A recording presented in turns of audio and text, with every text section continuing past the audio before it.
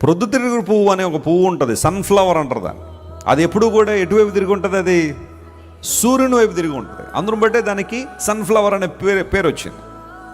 నేను హైదరాబాద్ నుండి కర్నూలు కానీ అక్కడ నుంచి ఇంకా రాయలసీమలో చాలా ప్రాంతాల్లో దేవుని వాక్యానికి వెళ్తున్నప్పుడు ఆ మధ్యలో సన్ఫ్లవర్ ఫీల్డ్స్ ఉంటాయి.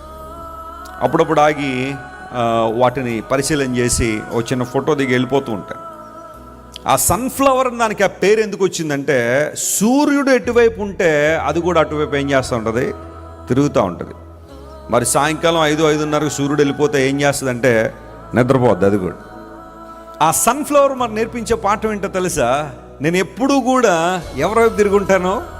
సూర్యుని వైపు తిరిగి ఉంటాను. దేవుని బిడ్డలు నీతి సూర్యుని వైపు తిరగాలి. హల్లెలూయా. భౌతిక సంబంధం సూర్యుల వైపు కాదు. మనం ఉదయాన్నే లేచి మేడెక్కి సూర్య నమస్కారం చేయమని నేను చెప్పట్లే.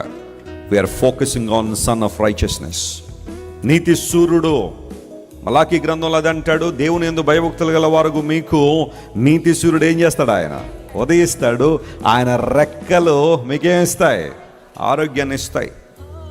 ఒక ప్రొద్దు తిరుగుడు పువ్వు సన్ఫ్లవర్ సూర్యుని చుట్టూ తిరిగినట్టుగానే క్రైస్తవుని జీవితం దేవుని చుట్టూ తిరుగుతుంది. ఆయన వైపు చూడడం, ఆయన వైపు తిరగడం. తిరిగి వచ్చావా?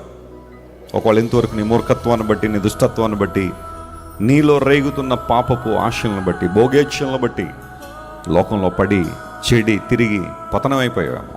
Come back to God. రా దేవుని దగ్గరికి రా.